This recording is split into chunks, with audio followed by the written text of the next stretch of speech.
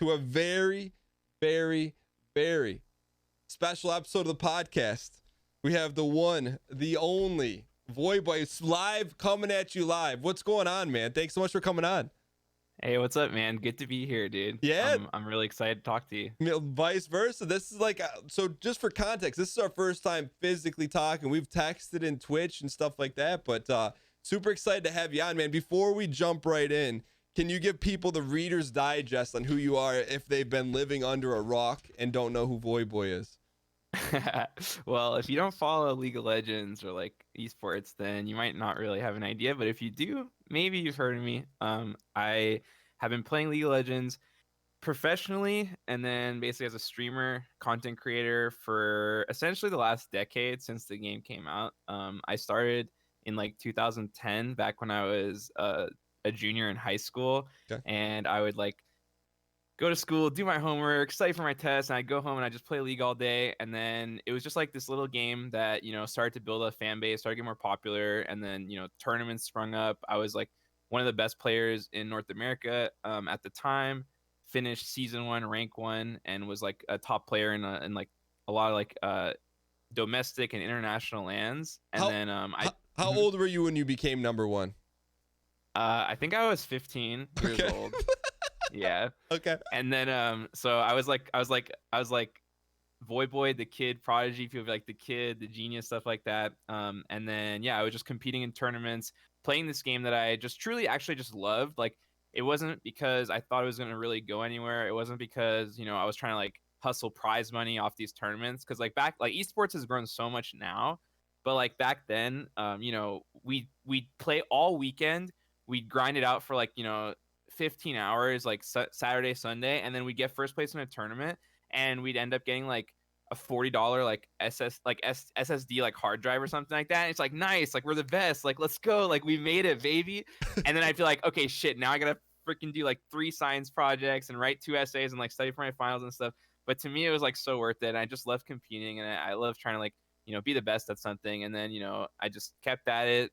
League kept growing, esports kept growing at the time, and 10 years later, it's been a long journey, lots of different paths, but that's where we're at now. All right, so for people tuning in, I'm gonna ask a lot of questions. This is kind of like your origin story comic. We'll talk a little bit about the past and then kind of your journey, but let me ask you this. Okay. How did you first get into gaming? Do you remember how old you were, what game it was, what system? Or Oh yeah, definitely goes way back. I remember one time I was just sitting down in like our little living room watching TV, and my dad came home from like a garage sale, and he had a Super Nintendo, and he was like, look, Joe, that like I got this really good deal, like. And then I'm like, oh, what's that? And it was just like, it had like Mario, I think Mega Man, like Friday the 13th stuff. And then he plugged it in, and I just started playing, and I was like, oh my god, this is like the greatest thing ever. And I basically just like was in love with video games and gaming and everything related to that, like, ever since.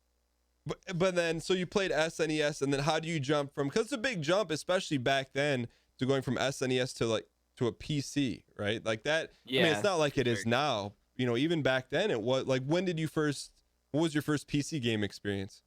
So I basically had played like online games and flash games my whole life growing up from when I was a kid. I started with like mini clips, like albino black sheep, stuff like that, and like Neopets. And I just love games, man. Like Cartoon Network, Nick.com. And I was always trying to play games on the computer. I was like learning how to like type and write essays and stuff. And then I remember when I was like 10 years old, my cousin showed me my first like online like MMORPG, which was like Maple Story at the time. And I was like, whoa, you can interact with other players. Like, there's this whole like virtual world. Like, there's so much to do. Like, it actually just blew my mind, and I just loved it. And ever since then, I just like love playing like multiplayer games, MMOs, stuff like that. And then eventually I just played one game, moved on to another one, moved on to another one. And then one day when I was like, I think like 14, 15 years old, I ended up finding League of Legends, and then I fell in love with the game and just basically been my life and playing it ever since. Had you had any experience with like any RTS or similar style? Like, because I mean, MOBAs, I mean, it's like, there's not like there was anything before you could have played with that was super similar, or had you? So there was Dota, Yeah. which is like basically like the original League that League came after. Yeah. A lot of people that originally played League played games like Dota or Han, but I never did. Mhm. League was really my first experience with that kind of genre. I had played like kind of like the Civ games, like Age of Empire, Age of Mythology, stuff like that when I was younger. But definitely League was like my first true like MOBA experience that I ever had. All right, before we talk about League and outside of League, do you have Yeah, for sure. a favorite game? Like you're like when you think about the time like pre-League or even now, like what's your favorite game of all time that you just either have, whether it's nostalgic, it may not stand today, but just like your favorite game that when you think about it, like gets you going or takes you to a certain place. There's definitely a few games like that, but I think the one that stands out probably the most is The Legend of Zelda Wind Waker Mhm. for GameCube. I I got it when I was younger, and I basically just like as soon as I started playing it, I was just hooked ever since. Like I basically explored the whole world, was trying to find like every secret. I loved it so much. I love the art. I love the gameplay, and yeah, I mean, I play a lot of Zelda games, and I've basically loved like every single one of them. But like Wind Waker for me was the one that really like defined like my childhood, and just I just have so many good memories of that game. So for sure, I'd So have to go with that. so that's when you hear like the theme of that song or you see like a quick flash, or you like you're Oh instantly yeah. yeah. That's cell shading, like that art style, like it just endorphin rush, man. I'm just like, oh, this is the best. So growing up, like clearly you had a passion for games. So how was your parental backing on that? Were they like we're cool as long as you do your work, or get off of this, stop wasting your time? What was it like? Yeah, so it was a constant, it was honestly like a constant struggle for sure. Like my parents, you know, they're both immigrants from Iran, like Middle East, like super traditional, super like focused on like academic success and like, just being super responsible and making all like the smartest moves in life. So they definitely like were not the fondest of how much I fell in love with like playing games and stuff like that. Like they didn't want me on the computer all day. They didn't want me playing video games all day. They wanted me to read and play chess. Because I also used to like play chess a lot when I was younger. I would like play in tournaments and stuff like that. And I think that was like kind of my first taste of like like a competitive like environment. But yeah, so like my Real mom, quick, I imagine you did pretty well too in chess, right? Like, yeah, tell us I about mean, that. I for like my age group and for like how old I was and stuff like that, and compared to my peers, I was definitely like really good.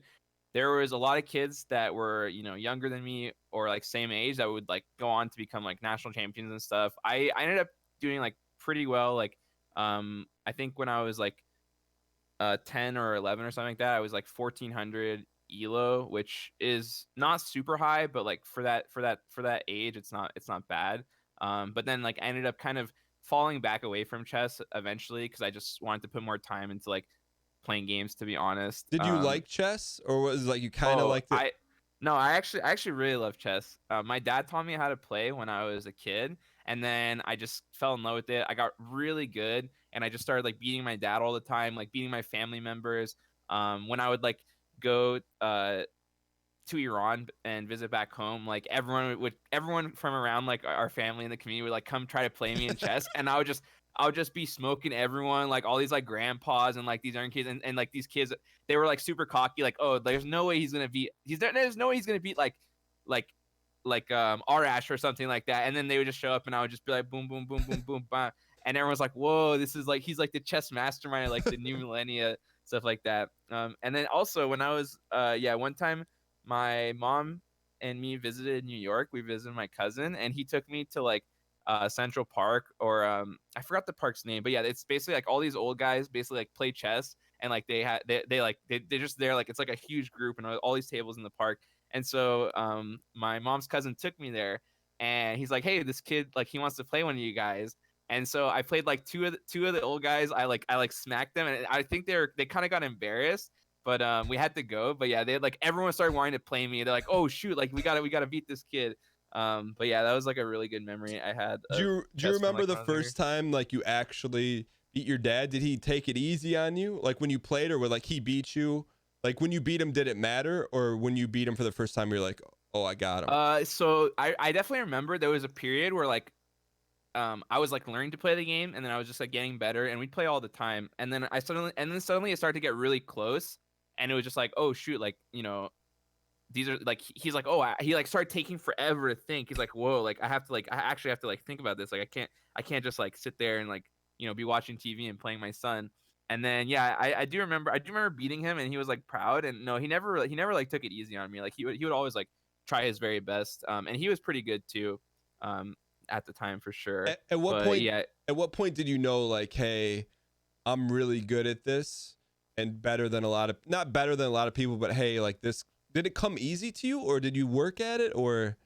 it was just something that like I guess I just really like loved it, right? Like when I talk about like chess when I was younger, or like even falling in love with League, like stuff that I'm like super passionate about. It's like really easy for me to just like think a lot about, like take it really seriously, and just like um try to like figure out everything I can about the game. And obviously from like a little kid's perspective, there compared to like a really good chess player, I didn't really know anything, but like compared to like a new player and stuff, I think the fact that I like just enjoyed it so much, and I was able to think about it on like a deeper level, and I think that definitely helped me like get an advantage compared to like most of the people that I was playing at the time. But yeah, I definitely like studied the game, like thought about it a lot, practiced a lot, and I think that all helped for sure, like make me better overall. And then I imagine with all this stuff going on, it seems like you're the type of individual.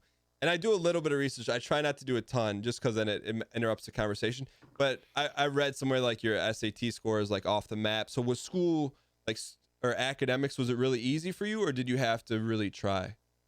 No, for sure. Like school was overall like pretty easy. It came pretty naturally to me. Like my parents would always push me to like do really well in academic success and study and stuff, but for the most part, like I didn't really have to put too much effort, and I was like able to get like straight A's while playing like video games all the time, and do really well on like on my like test scores and SATs. And I did like the IB program as well, which was like uh pretty like rigorous for like the high school at the time. So yeah, I was definitely like planning to like pave a path in like academics, and I wanted to go to like medical school and study to like become a doctor, or possibly like an engineer or something. I wasn't like fully decided, but that's what I thought I would be doing, for sure, like most of my life growing up. Did having the gaming stuff, did that allow you to like kind of grind out school faster? You're like, hey, I know if I get this done, I can play the game, or was it just you could do whatever you want, so it didn't matter? I think definitely it was just like a reward for myself. Like I was try to be responsible, but obviously, I wasn't always able to Yeah, do you're a that. Like, kid. yeah, for sure. Like I would definitely like stay up way too late just playing games, and I was like, oh, I got to work on this essay. Okay, just procrastinate. Oh, I got to study for this. But I managed, like I kind of built bad habits because I was able to like crunch stuff out and like end up completely fine. So I wouldn't say I had the best habits growing up as a kid and stuff like that. But yeah, for sure. Like I think the fact that I just wanted to get more time to play my games, to do stuff that I really enjoyed and that I loved, probably helped me in the end, like get my work done at the end of the day. So, and it may be hard for people to contextualize, but when you're in high school, do people know what you're doing? Because now I'd imagine if it was like reversed, you are, you where you are now in high school, it'd be like everyone would Yeah. know. Did you tell people? Did people kind of know? Did you hide it? What was that like for you? So, so this was like in like 2011. It was around the time where in like the league and like online gaming community, I definitely started to get a little bit of like notoriety and like stuff like that. And like some of my friends or there was a few league players that went to my high school, so they would like kind of like talk about it, or like tell other people like, oh my god, like this guy, he's like a beast, like he's actually like famous, stuff like that. Oh, he's making money playing games, stuff like that. Because I started to like go to tournaments and do well. But I actually like would never tell anyone. I never talked about it. I didn't want it to like be something that I was known for in school. I didn't want like my teachers to know, or for like people to like like talk to me about, or like only talk to me because they thought like maybe I was like really famous or like good at like game stuff like that. So yeah, I definitely kept it. I definitely tried to keep it on the down low. By my senior year, and like when I was like moving towards graduation and stuff, a lot more people would like talk about it and know and all that. But yeah, it was definitely like gaming for sure felt like more taboo, like definitely less cool back then Yeah. than it is now, which is kind of surreal to see, kind of like the paradigm shift that has definitely surrounded gaming and esports and all that stuff now. But yeah, I can't imagine if I was in the position, um, if I was in that position like in like 2020. I don't even know like how that would go. But So yeah, it's as a kid, and even in like back then, like you said, you had some notoriety. How did you handle that? Was that as a kid? Was that difficult to handle? Do you not take it too seriously? Did you refer to your parents? But when, you sign into a game where people, social media is still like there's Twitter and stuff in that time. Did you struggle with that? How did you take it seriously? What did you do? No, I didn't struggle with it, to be honest. I didn't really care about it too much, to be honest. I was just trying to focus on um my school and my studies, and like going, like applying to colleges and doing well in that regard, and then just like doing well in my games and tournaments and stuff like that. So I never really cared too much, and like I actually didn't really want people like in real life or like in school to like be talking about it or like come up to me and be like, hey, like, whoa, like congrats on like your win, because like yeah, to me it was something that was like my like private world that I got to like kind of like be like a different version of myself. Like in school, for example, I was good at school, but like I didn't really have many friends, and like I was definitely kind of like a nerd, stuff like that. So for me, like just being like really good at You're league like and the like man in a being a different pro, world. yeah, being Yeah. like a top pro and like being one of the best players in the world, like it was like my like kind of like private like secret like thing. So like I don't know, for me it was like more of like it was like something I wanted to keep just to myself. But yeah, I guess it was a product of just like how I had like lived in like my whole life growing up, and like how people treat me in school, stuff like that, I guess. But yeah. Which, like, and I can relate to, like, when I grew up. I mean, I'm older than you, but I would like hide that I played games. Like, I just wouldn't talk about it either. But for you, Yeah. which version? I mean, we're going back to high school. Of you was more true to who you are, the quieter. I don't want to say quiet, but you said like the nerdy kid in school, or this kid that's just dominating people in league. I honestly, it's got to be like a combination of both, right? Because like that was who I am, and it's kind of who I always will be. But then it's also like I was able to do all this stuff in a game that I loved, and build a like a competitive career and like future for myself, by playing just playing video games, which is like crazy. Like because back then, never in a million years would have thought about it. And kind of what you said, like growing up, like I can definitely imagine, because I mean, even when I was just playing like on my SNES, like playing online games, stuff like that, like I think the perspective around like playing games and stuff was actually super negative Yeah. for a long time. Like my parents never wanted me to talk about it. Like they're like, don't tell your teachers, don't like talk about it with your friends around people, like don't let people know you play games and stuff, because they'll look down on you, like they won't think you're as smart, like it's only like bad kids like play video games or stuff like that, like good kids only read books and like study and do like algebra, right? Like that was like the context that I had growing up for But like that's most of my life. real. That's real. Yeah, Like, for sure. that's how it was. Yeah. Yeah, exactly. And it's just crazy now to see like, how far gaming has come, how like more mainstream it is, for sure. Like I wouldn't say everyone and their grandma is like all about like Fortnite and League and like gaming and stuff like that, but it's definitely come a long way, They and it's like a probably lot heard more, it's a about lot it. more.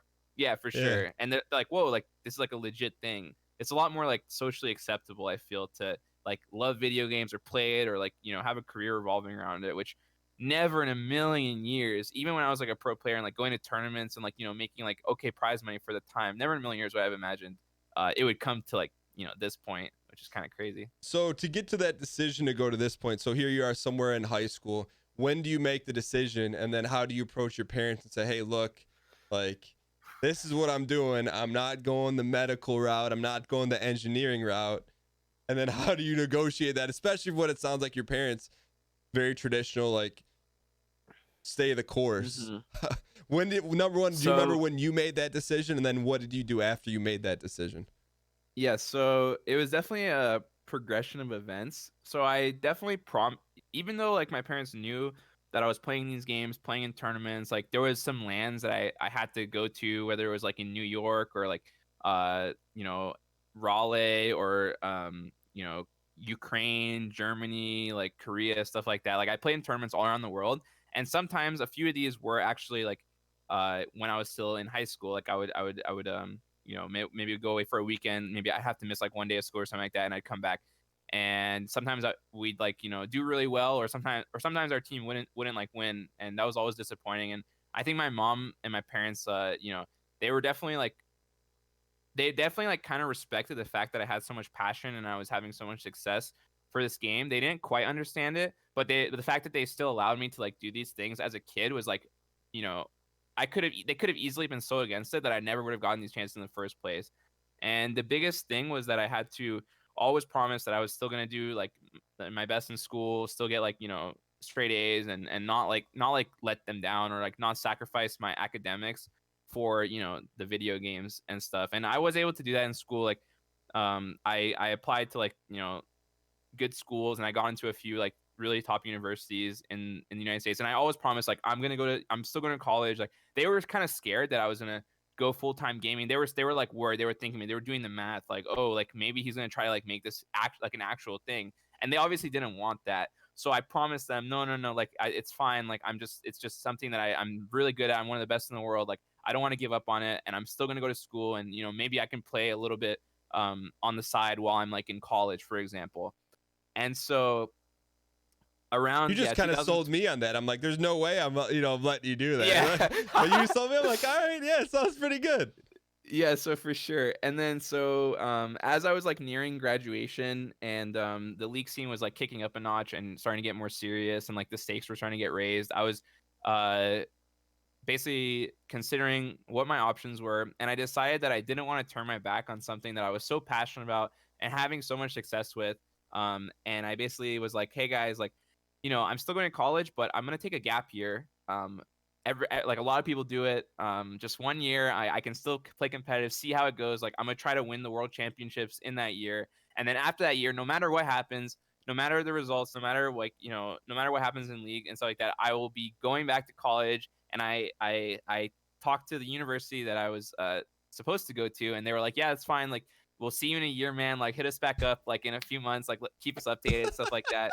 Yeah, sorry, Northwestern, my bad. I don't think I ever actually replied to the dean. But so then I basically just took that 1 year gap year. I moved to Korea. I was like 16 years old. I joined You moved to Korea at 16? Yeah, so right. How So do you after sell your parents on that? So after I graduated, I joined this team called CLG, who joined.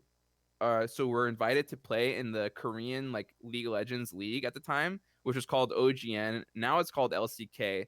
And so basically, my team, another team from NA, and then two teams from Europe went and played with like the best teams in Korea. So we all lived in Korea for like 3 months, 4 months, and we trained in like a gaming house, and we basically just got ready to play against the best teams in the world. So I was in Korea for like 3 months, 16 years old, for the first time, like living without my parents. It was kind of wild.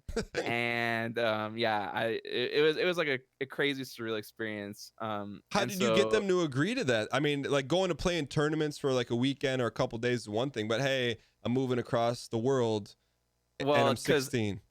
At that point, it was already like I'm already all in, right? Like I already decided on the gap year. I already set it up with my university, stuff like that. And so to be like one of the best players, this was like the next step for like the top teams, because only like the top like two teams from NA like went and played in Korea, and it was supposed to give us like a really good training environment, really good experience, and ready for the world championships, which was going to be like later that year. So yeah, it was not, I don't think they were like super happy about it, but at the same time, like they were like pretty supportive, relatively speaking, of like what I had accomplished and like what my goals and dreams were. And I think at the end of the day, like it was not an easy process for them to agree. Like there was a lot of arguments, like discussions, like agreements, promises, and like some tears, stuff like that shed. But like I think at the end of the day, like they respected where I was coming from, and like that I had a passion for something, and I wanted to see it to the end and just see what I could accomplish. And I remember distinctly like one conversation I had with my mom was like, obviously like I'm good at school, like I was good at chess, like I'm good at a few things in my life, but I've never been this good or accomplished at anything, and I don't think I ever will be. Like I don't think I'll ever be one of the best in the world at anything else. And at the time, for like many years, I was one of the best in the world at League of Legends, and it was something that I loved. I thought about all day. I played for years, and something that I was so passionate about. So I'd never wanted to like 20 years, 30 years down the line, grow up and like look back on my life and then like been like, man, like this was something that I really loved and I was so good at. Like why did I turn back on it? Like why didn't I see it to its like full potential, basically? And that was like a big reason why I didn't want to give up on my dream, and I fought so hard to like compete and be a player and continue on that path and just see where it would go. And I think that was like that argument, I think definitely like spoke to my mom, and I think it kind of got her to come around and understand where I was coming from. And ultimately, maybe a little bit, maybe she was a little bit sad, but she did give me her blessing, and that's why I was able to go and move to Korea and do all this stuff and continue the path that brought me to where I'm at today. So yeah. Have you, like, now that things have come full circle and that everything's has worked out, have you told them how, or told your mom how important that conversation was? Do they know, like, because I mean, to not have supportive parents, I mean, you could be doing, I mean, something totally different. Yeah, for sure. No, I've definitely had some heart to hearts with them in the past. Even when I stopped competing, I left like the LCS in 2014, and I wanted to go into full-time streaming and content creation, which you know a lot about too. Yeah. I had it was like kind of like it seemed like risky, right? Like, oh, you're not on a team anymore. You're not gonna get like that guarantee, like salary. You're gonna be just streaming. Like, what if people don't watch you? What if these like websites die, stuff like that. And that was another conversation itself. But I definitely talked to them and it's like, hey, you guys trusted me once. Like, it led to all these awesome doors, all these opportunities opening up, and I know my instinct has been right every time, and I know that I'm right here again. So just please trust me, and I'll always be grateful, stuff like that. So yeah, it's definitely stuff I've talked to them again, and they've like kind of like apologized, but also been like, oh, hey, we're proud of you for everything you've done and like all the good you've been able to do with your content and your initiatives and your influence and stuff like that. So that always like gives me a little bit of peace of mind at the end of the day, because I think at the end of the day, not maybe not everybody, but I think we all just want like our parents to like be proud of us, whether they're here or just looking out on us down the road, stuff like that. But yeah, for sure, like I'm definitely grateful for the fact that they let me go on that like crazy wild path to begin with.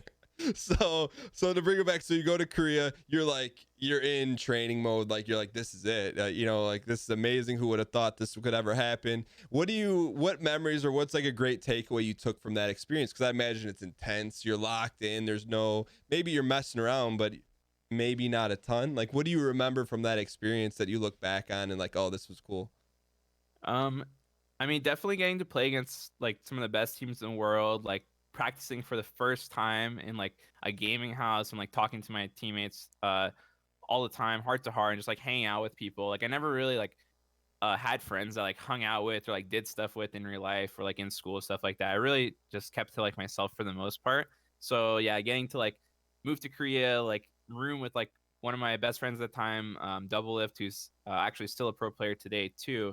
And just like going on like our little adventures, like going to like these like random Korean like donut shops that like they don't understand us, we can't understand, we're just like pointing at stuff, like getting like fruit smoothies and like getting lost, like walking back to like the gaming hotel, this kind of stuff. Like, it's just a lot of like fun little like adventures that I don't think most 16-year-olds will like really get the chance to have. And then also like just the fact that when I was like 16 and this was like 2012, like when I went through customs, for example, the guy there was like, oh, pro gamer, wow. And then like getting recognized by Koreans there who I would never imagine normally would like know me or be a fan of me or something like that. But like, oh, Voyboy, what's up? Like, it was like so crazy. I was like, whoa, this is like legit. And the thing about Korea too, like StarCraft was huge there for a long time already. So like esports was Korea was like the mecca of esports, right? Like that's where it really started to pop off and start to gain respect and start to, be like a legitimate thing. So for me to see all that and to be like in that environment and get to have those experiences and stuff really meant a lot. And like it gave me hope that, maybe this gap year is not the end all, right? Like maybe I should see where this continues to go. Maybe I should, keep chasing this dream and just go down that path and see where it takes me, essentially. When you got to that house, did you get any like gut check moments or anything where you're like, man, like I know I'm really good, but like these guys they're way better than me, or these guys are the best and I'm really close to them? Like, did you remember having that? How did that go for you? Yeah, no, so for sure, I learned a lot and like had a lot of respect for like all the players, my teammates, and the people we'd play against. But I was never really like, oh, these guys are like way too good. Like, actually, I always thought like I was the best. Even when I competed to the day that I retired, I thought I could be one of the best players, and I would like, maybe like every player falters. Everyone has like their peaks and valleys in terms of competitive success. But at the same time, League is such a team-based game. So like even if you're playing really well, even if you know what you're doing, even if you're like a mechanical prodigy and you have a really good grasp on like what you have to do, like sometimes your team might just struggle, or there's some like random drama or like whatever. Like, there's so many factors that determine like how successful can a League of Legends team be. And it's not always down to individual skill. But yeah, I always was super confident in my abilities, and I always tried to learn a lot from the great, amazing players that I played against and competed against. And I think that's something that allowed me to compete at the top and continue to be like a top player for so long. Is I was always humble, always learning, always trying to figure out what I can do better. Whether it's from a player who I think is better than me, or someone who I view as an equal, or even someone that's like worse, for example. So yeah, I definitely learned a lot, and it was an awesome experience. Okay, so you go through training in the gaming house, and then it's the big day. Like, take us through that? How did everything go? And because I have like an idea of what goes on in League of Legends. I've never played. But just like Oh, you're missing out. What's that? You're missing out, man. That's what I hear. That's what I hear. I did watch one of your clips though. Talking about like you have to be a really good player. Like it was of you talking about like, look, I did everything I could, but there, some of these players in NA, Oh God, don't get me started. Don't get me started. NA's lucky, man. But I mean, most people can understand the competitive nature. But how did things go after the house training in Korea and all that stuff? So our team ended up it was like a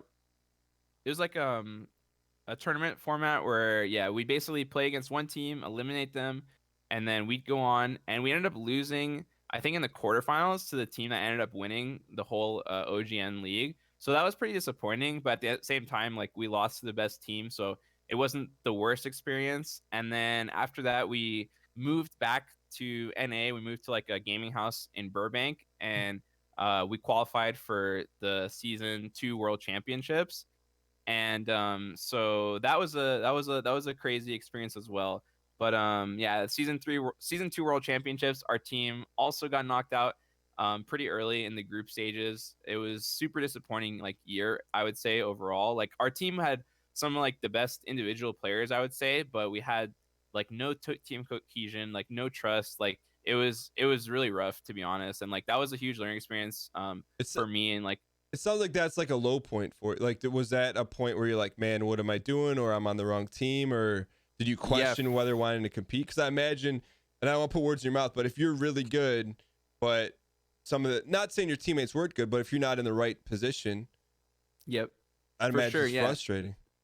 No doubt, because for like many years up until that point, everyone considered me, if not like one of the best NA players, like the best NA top laner. And like the fact that I wasn't able to do more or like lead my team to victory or have more competitive success, like go further in that World Championships, where I went in like super confident, even though I understood the issues inherently that our team had and like the pitfalls and struggles that we were going through. Like, I still believed that we could do. I still believed in myself and like our team and everything like that. And so not achieving. Oh yeah. Did you have any control over that? Like when the team's being formed, or is it you kind of got to play ball by the organization? Do they say, hey, like, who do you want to play with? And like, here's your dream list, and like, we can get three of these 5 guys or 4 guys you want to play with? Yeah, so depending on like the point in my career, sometimes I was like part of like forming teams. Sometimes I was like joining, as like they basically like acquire me. They like hunt me down. Like that's kind of what happened on CLG. I was like a top player on a team called Dignitas, and then CLG came to me and they were like, "Yo, we need you. We really want you. Like, we can make the best team in NA. Like, this is everything we can offer you. Like, this is like our dream. Like, and like you'll have a big say. Like all this stuff." So that's kind of how that went down. And I kind of came in the team as like an addition, but at the end of the day, it's just so many factors that go into like the success of a team, whether it's like the players, like the support staff, like the environment, stuff like that, the team cohesion. So that team definitely had like a lot of struggles, and I think almost everyone on that team like admitted it and came away from it like feeling like, okay, like we could have done a lot of stuff better. We could have been better to each other. Excuse me. Because it's such a team-based game. It's all about how you work with your fellow players, like strategy, all that stuff. Like, it's not something where you can just go out, like go insane and like carry against the world. Like it's like, it's like basketball. You got to like work together and work as a unit to achieve the success that you want. So that was definitely a big learning experience. I knew how good I was. I knew what I could bring to the table, and I was definitely super disappointed by like the results that we had. So I just didn't let that get me down. I still believed in my dream and I still wanted to be like the best. So I ended up um, joining another team at the time, which was called Team Curse. And then that team, basically I joined, and immediately the team got so much better. We started crushing everybody. We actually started beating the team that I left, CLG, and like every other team in NA for like a long period of time. And that was like the resurgence, and that was like where I finally was like, holy shit, like I found my stride. Like I was able to like take over games, like lead my team to victory, just like crush it, like remake a name for myself, stuff like that. So that was like definitely like a high point and So like a resurgence in my so you felt career. like you're in a position where like, all right, hey, look, I got the support, my team's good. Like this is how you envisioned it happening, not like these problems or like, hey, like this is your Yeah, shot. for a period of time, for sure. Okay. Eventually our team did end up having like drama and like all this conflict, and like it honestly crashed and burned after like probably like towards the end of like a year. But we actually did have a lot of success before that happened. It's just Without selling anyone out, like I put anyone on the like out there. Like what is something that causes drama in a league team?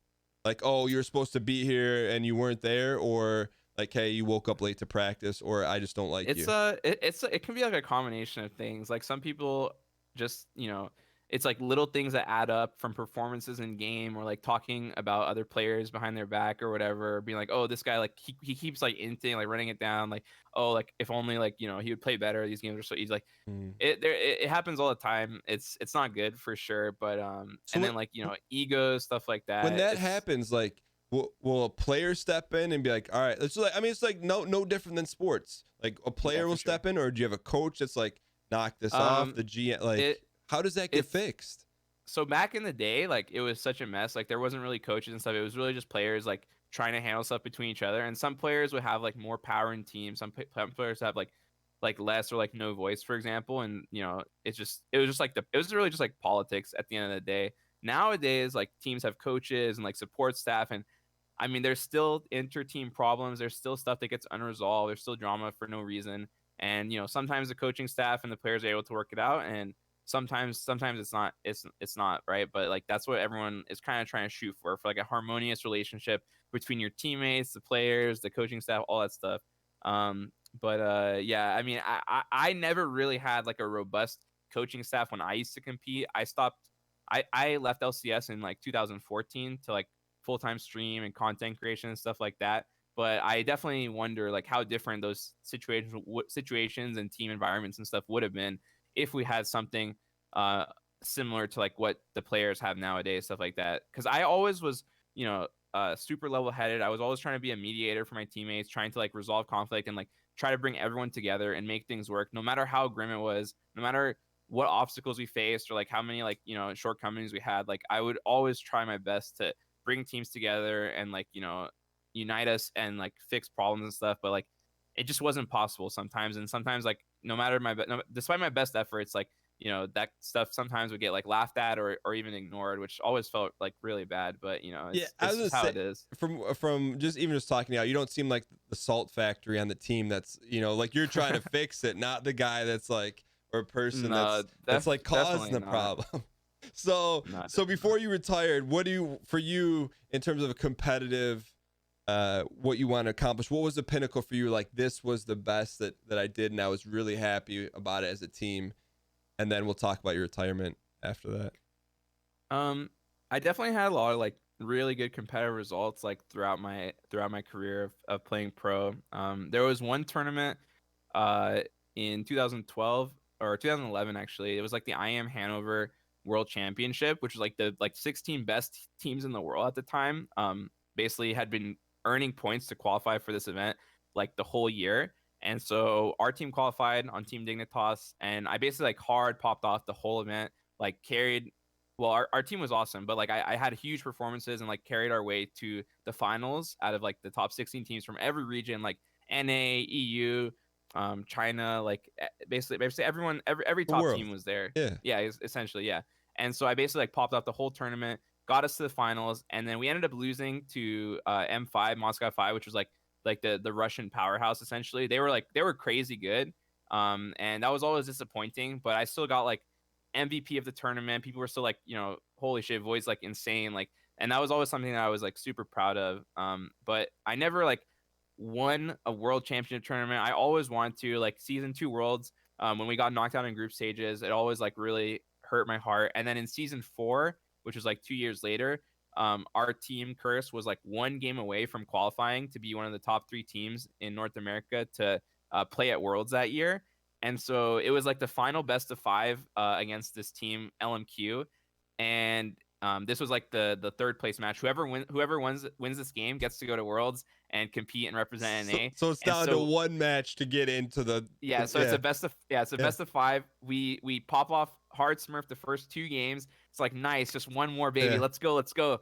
We got 3, like one game, and we got three to go through.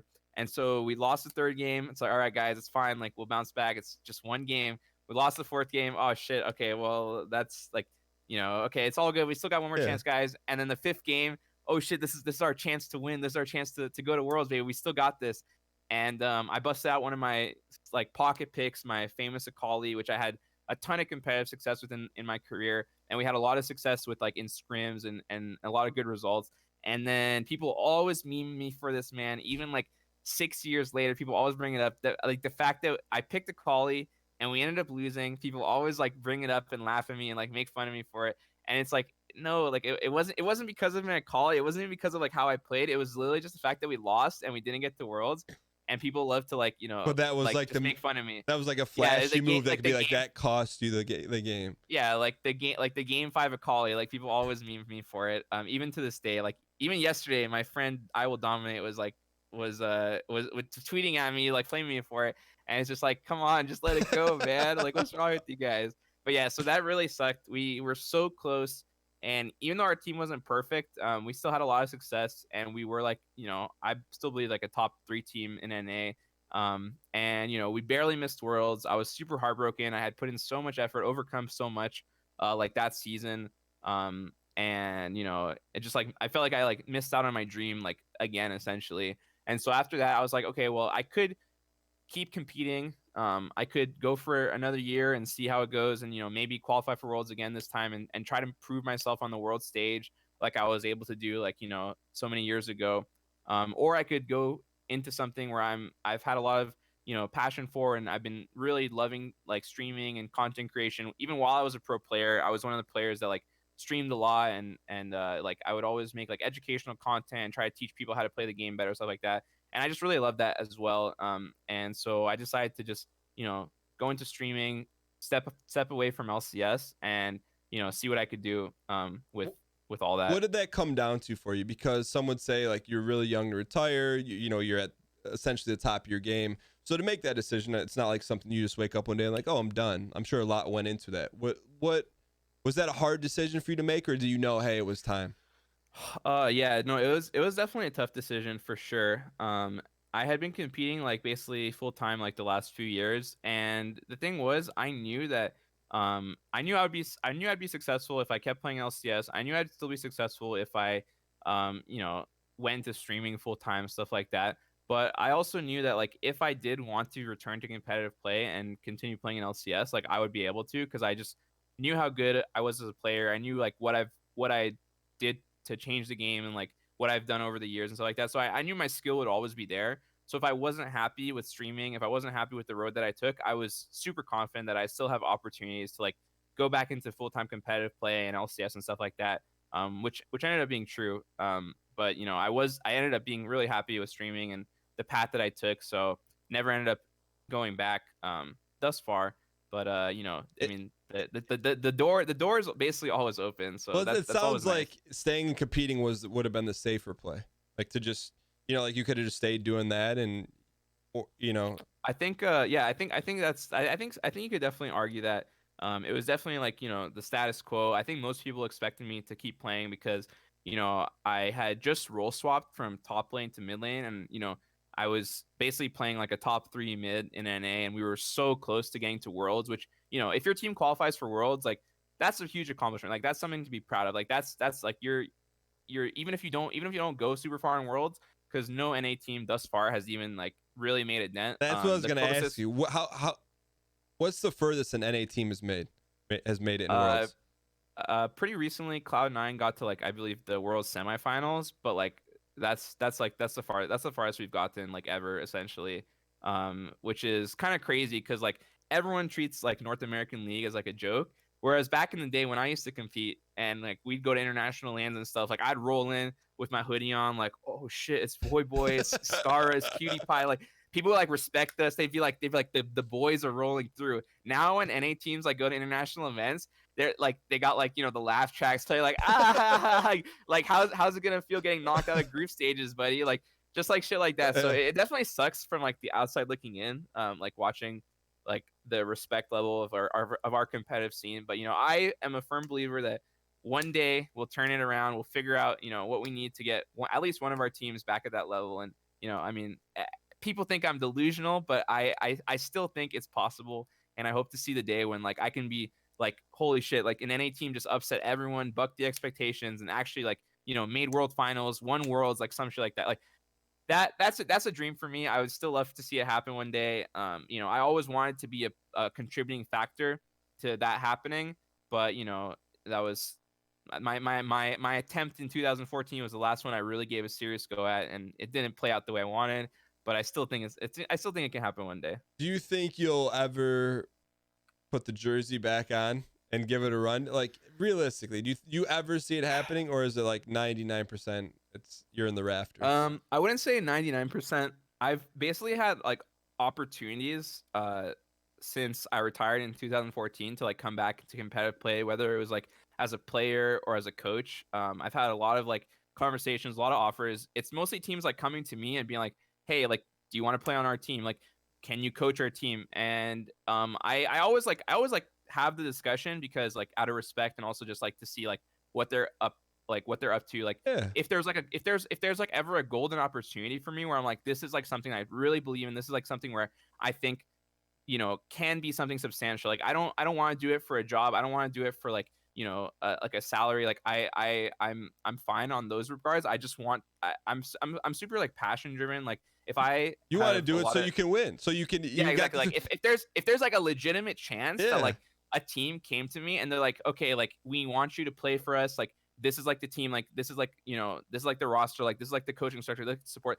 and it's like holy shit, like this actually could be an opportunity to like jump back in and like be like holy shit, I can make a deep run at Worlds, like we can actually qualify, we can make something happen. Like even if it doesn't happen, if there's a chance, if there's a possibility where it's like this is actually like a golden opportunity, I might consider that, right? But like the opportunities that I've had over the years is like, oh, like it's not bad, but it's not really like in that tier essentially. Yeah. So I don't think that it's super likely, but I also wouldn't say that like the possibility is like completely out there because like even like I've been playing the game for like 10 years. I'm consistently challenger, like holding my own against LCS players and like just like reinventing like new metas and stuff like that. Like there's a lot that I've done for League and like over the years that people forget about or like don't really like give me the respect that I personally deserve. But like I know like I know what I'm capable of. I know what I've done for League and like how good I am and stuff like that. So I always know like it's in me. If I really really want it,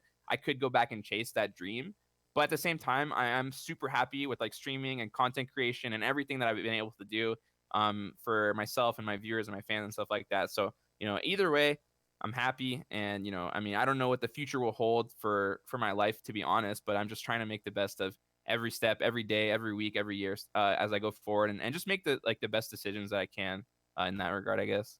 Yeah, I mean, I get it. It's like to poke the bear to get you out of retirement. Like you're not gonna get up for a slice of bread. Like you like it's got to be a situation where it's almost too good to be true, right? And it's not saying like who knows what'll happen. So for you, when you watch LCS, are you watching like when it goes down? Are you watching like enjoying it? Are you watching it like these guys are messing up? Like this is what we should be doing. Why aren't we doing this? Come on, like.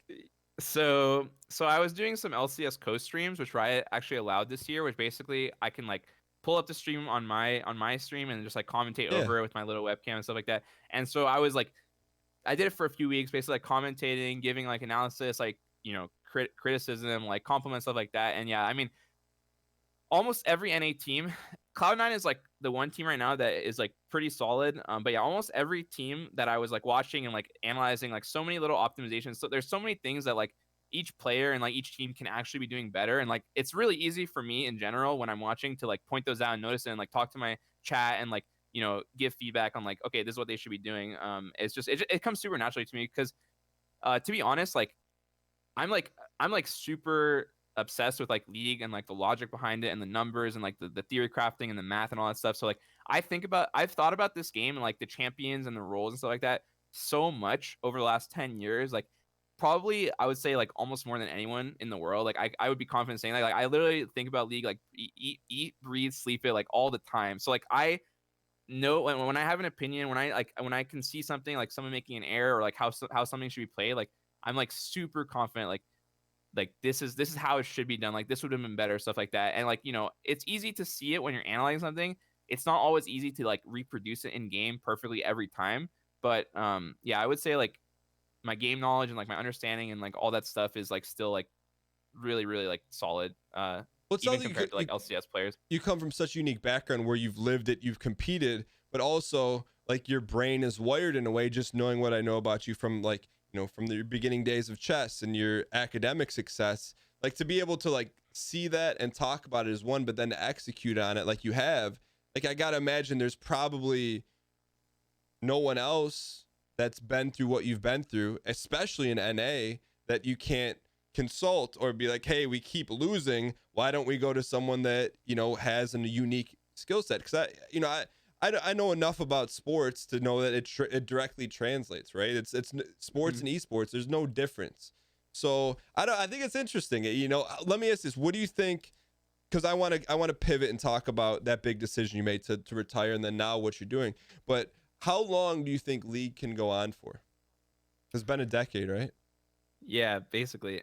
Honestly, I hope forever. Like it's really like my biggest passion, my life, my soul really. Like it's a huge part of that is all about League. But yeah, I mean, I really think that Riot has done a really good job of ingraining it into like the esports and like gaming ecosystem, and like it's been one of the most popular games like played around the world.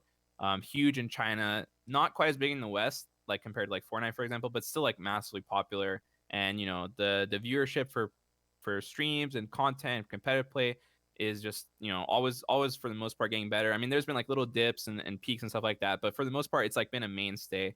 So, and with Riot, like essentially taking over like the gaming ecosystem with like Valorant and like all their new games, like their card game, like their whole like upcoming gaming revolution. Like I really think that League is going to be around for a long time. If you had asked me this like a while back before Riot like really made this investment into like The just going future. full out. Yeah, Yeah. exactly. Like they are so like forward thinking, and I really think that they're going to be here for a long time to stay. And I think League will be a big part of that because I don't think unless they make some crazy silly decisions and like lose a lot of trust to the player base, I really think that League is something where like I think a lot of players can attest to it. Like once you get into League, once you like fall in love with it and you start playing it, like that's like that's like something that you think about a lot. That's something you always come back to, even if you like quit for a few months or a few years. Like people become like League becomes like a part of like who you are in some ways, not for everyone but for a lot of people. It's like oh, I'm like a student, like a son, like a dad, like I'm also like a League player, like at the end of the day. Like I don't know, so I think that it's kind of a unique thing where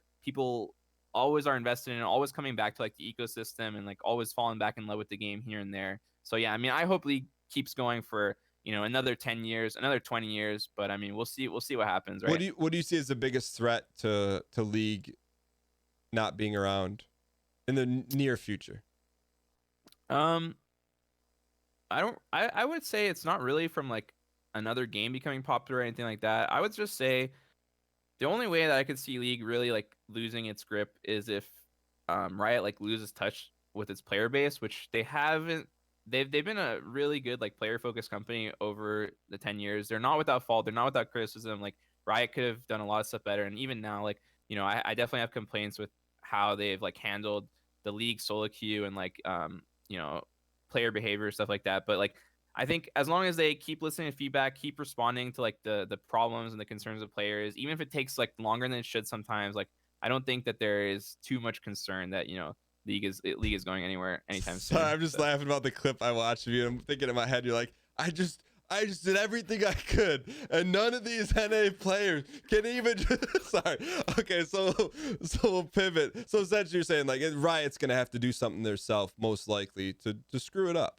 Okay. Yeah, basically, yeah, for sure. Like they have it. They've had a good thing going for a long time, and they've done a lot of great things to keep League around and like make it super popular. But yeah, I mean, I don't know. Like people have always said, oh, like Overwatch is gonna kill League, like this new game of blah blah blah. But like it's been around and it's been thriving for so long, and I don't know. I hope for everyone who loves League of Legends as much as I do, and just loves playing the game, that it's not gonna go anywhere anytime soon.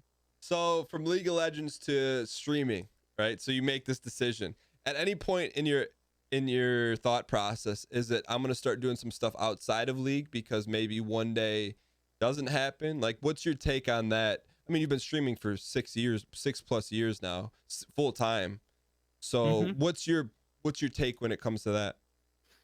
Yeah, so to be honest, like I always was kind of in the back of my head, like kind of worried, like, oh, like will people still like watching League? Will they still like watching me? Like, is this something that I can just like keep doing and like keep enjoying and making content for people for like the next year, the next 2 years? And this is stuff that I was thinking about, as early as like 2000, 11, 2012, like when I was like investing into like playing League more, being a pro player, like going to tournaments, something like that. Like, is there any future for this? Like, is this the right thing? And yeah, I also I streamed like on and off since 2010. I actually just I remember it was like livestream.com. I installed it. I installed like the player or whatever, or streaming software on my computer, and I just posted a forum thread like best Ezreal in the world, which is like a champion in League, and I was Okay. just like spamming the thread, like getting people from like the general discussions forums to like come watch me, and I was just like showing. I honestly just wanted to show off and like show people how to play the game better and like have them recognize like how good I was at League. And this was like in 2010. Like there was no point. Like there was no like ad revenue. There's No nothing for me really. monetization, Yeah, nothing. exactly. Yeah. It was just me like having fun. Like as a kid, I was like, like this is awesome. Like I hope people think I'm good. Like oh boy, like like whoa, like there's people like giving me like positive feedback, and it was just like it just kind of built from there, right? So even when I was a pro before 2014, I really loved streaming. I knew it was something that brought me a lot of happiness and joy, and like I was able to connect with people all around the world and like teach people how to play the game better and like maybe make a little difference in someone's day. Like that's all stuff that I never would have imagined like I would have that much influence or reach, like growing up or as a kid, or even like a year or two before that. So yeah, like when I went into streaming full time 2014, I definitely was like a little bit scared, a little bit concerned that maybe this is a little risky. But at the same time, I also was pretty worried, like how would my decision to like invest my time and like not go to school and stuff be when I went into League. And at the time I believed in it, and I believed in streaming too and content creation and like the future of all that. So I was just like, I'm just gonna not worry about my fears. I'm just gonna jump in full steam ahead, focus on like what I want to do, my like the goals I have in mind, and just try to make the best of it. And whatever happens, kind of happens. And I can't let those concerns kind of hold me back. And also what you said about like diversifying and like playing other games, stuff like that. I've definitely done that a little bit over the years, like dabbled in fun indie games, or like playing a little bit of Valorant here and there, or like Stardew Valley. Like I love like a lot of different kinds of games, but at the end of the day, like League is still like the one that brings me the most like consistent joy, the most fun, and it's also like what my audience for the most part like really enjoys. But like a lot of people have given me like feedback like, oh yeah, we really like when you play like Subnautica or like this game, really like you should play like more variety games like that. So I've definitely like dabbled in it more and like tried to incorporate here and there. But yeah, it's definitely something that I've thought about and been having fun with. When you said when you had the goals, so like we have an idea of what your league goals were, and what you wanted to do as a competitor. What when you said you started to set some goals for your Twitch stream or your broadcasting career, what are the goals that you had or that you set for yourself? Like, what did you want to be able to do? I think at the time I just wanted to like, well, for a long, for like, for the most, for like a lot of my formative years as a streamer, I was so heavily into the idea of like teaching people League and like trying to make people better at the game. So even when I was a pro player, like I would be on stream, like playing solo queue, like giving out strategies about like my insight into like my mind, and like other players on other LCS teams would like watch my streams and like sometimes like learn a lot of the stuff that I was talking about. But like I just didn't care. Like I just wanted to help people get better at League, and like like I always got a lot of joy out of like out of like teaching people, whether it was like tutoring people in like math or like chess or like stuff like that. Or, I don't know. For me, just like the idea that I can share something that I've acquired or I've learned through my experiences with like somebody else out there and like help make their day better or like help make their games like more successful, like have a better time. Like that was just so cool to me. So I always just wanted to like stream as much as I could and like teach people as much as I could about the game, like entertain people, make people laugh, smile, that kind of stuff. And I don't know, that's really what I was focused on for like the longest time. And then over time I started, transitioning to like, okay, let me just have a little bit more fun with it. Let me just try to like make people laugh, like try to like go for some like pog like exciting moments, stuff like that. And I'm not a perfect streamer, I'm not a perfect content creator, but I think my experiences over the years have definitely led me into like who I am as a streamer and person today. So I think it's been a kind of a wild road, but I'm definitely super grateful for how everything went, I guess. So as you wrap things here and as you talk about teaching, if there's a young Voyboy watching right now, or there's someone who wants to do what you've done or get started, and you can give them your best piece of experiential advice, meaning something that you've done and learned from that, whether, and let's do it twofold. Let's say give a piece of advice for someone who wants to compete in league or something else, and then also, or maybe they want to start broadcasting on Twitch. What's your best experiential advice that you'd share with them? I would just say, if you have a passion for something, if you believe in yourself and you believe in that goal and that dream that you have in mind, it sounds kind of cliche, but like it's really like how my life went, and like it's what I experienced, right? Like if you have that dream, that goal in mind, do everything you can to take the steps, build the foundation towards achieving it. Whether it's like, you want to be a pro player one day or you want to be a streamer, like figure out what other people who have gone down that path, like what did they do to get to where they are? Like try to learn from that, try to learn from people who are successful, and also, maybe from people who have faltered along the way, and see where you can fit yourself into that, like that pipeline, that dream. And, not every dream in life is something that, not everyone's going to achieve like every goal they set out, every dream, but like you're never going to lose anything from shooting for the stars and for trying for it, right? Like when I was a kid, when I was in high school, I never would have imagined, I would go playing in tournaments around the world, like competing, winning prize money, like, being a top pro player in like in a growing esport, and like, go on to build Being a the career face of on, a game yeah, in North being like, America yeah, for sure, like and growing a beyond. career out of Yeah. gaming and streaming, and like, making like, streams and YouTube videos, like that's insane. Like I never would have imagined in a million years, like even when I was playing League, like in like 2011, like it's so crazy, it's so surreal. But like the only reason I was able to like stumble upon that path and find that journey is because I believed in myself and like my passion, and I just tried to chase it for what it was worth and see where it could go. And one thing led to another. I kept my head up. I tried to stay grounded, and I just tried to make the best decisions that I could each and every step of the way. And it's not like everything went perfect. It's not like it was all sunny like flowers and roses. But I'm really proud of the journey I took, and where it got me to where I'm at. And yeah, man, honestly, it seems so silly, but just follow your dreams. If you believe in yourself, you believe in what you can do, then don't be scared to go for it. And you might not get there immediately, you might not get to where you're going, but maybe you'll stumble onto another path that takes you where you want to go and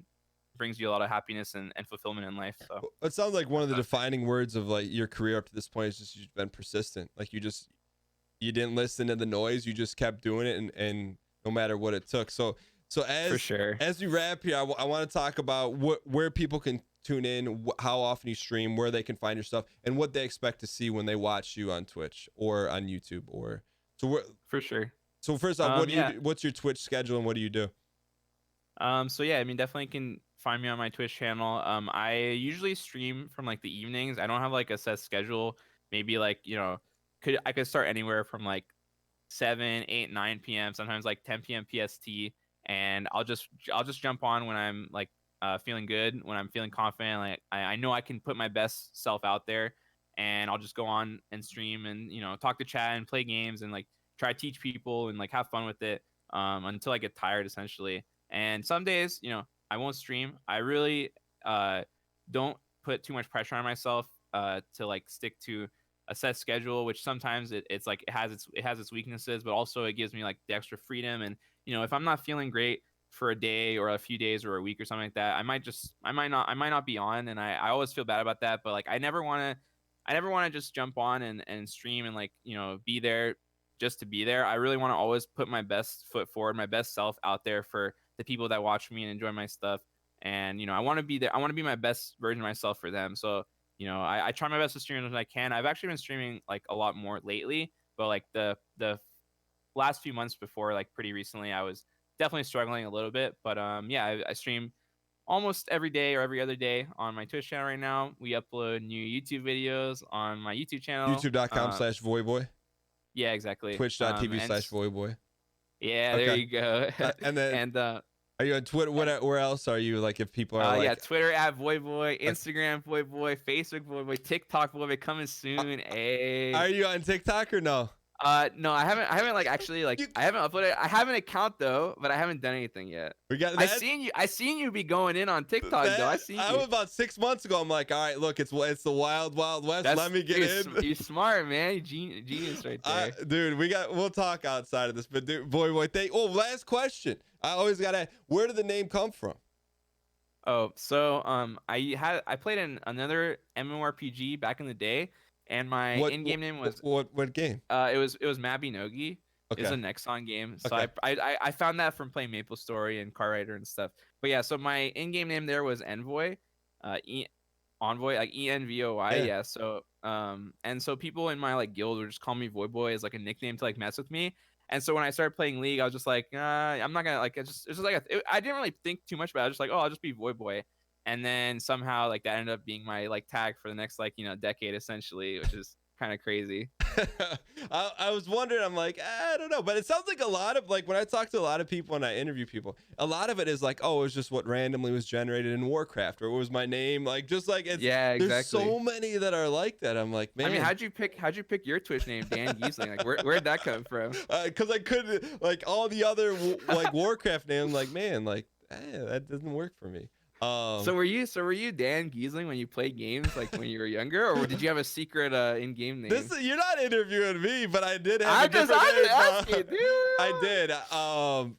I did. I'm not gonna. I'll tell you that privately though. Okay, they're no problem, super like, oh man, dude, how did I even use that name? But Voyboy, thanks so much for coming on, man. I look at some point in our lives, I don't know when or how, my first game and potentially only League game, the only person I will play with is you, because let's go. I want to we'll make it happen, dude. I want to prove that there are NA players out there that can play with you and get a victory in the pub. That's what I'm talking about, baby. Dude, let's go. I think your strategic mind would actually be kind of crazy for League. So, dude, we got to make it happen one day. If you coach me, you just tell me what to do, I'll do it. That's it. Like I play like whenever I play a battle royale, I say I'm just a nuclear warhead. Point me and just tell me what to do. Tell me what to click. I'll do it. But I can't promise you the other people on our team are gonna do that. But dude, thanks so much for coming on. It was good to get to know you. Like part of the podcast for me, it's like it's kind of selfish. I'm like, man, I get to like meet all these cool people, and it was like cool being able to talk to you and get to know your story. But I think more importantly, I think a lot of people will learn from your story, and I think a lot of people enjoyed this, and I think one day I think there's probably gonna be someone that listens to this that could be the next Voyboy, and they're gonna reach out to me and be like, man, remember that podcast? That's why I brought the first the first LCS championship back to NA. But thanks. That'd be awesome, man. That'd be a dream. But thanks so much for coming out, man. I'm gonna hit you up after, but I really appreciate you being here. Oh, for sure, man. Thanks for having me. It was a pleasure. Love talking to you, and mad respect for everything you've done. And I was a fan. I'm gonna say I was like a really big fan. Watching Big Brother, my girl got me into it, and I was just like, this guy is like the next level. He's like the genius of the world. Like, this guy is crazy.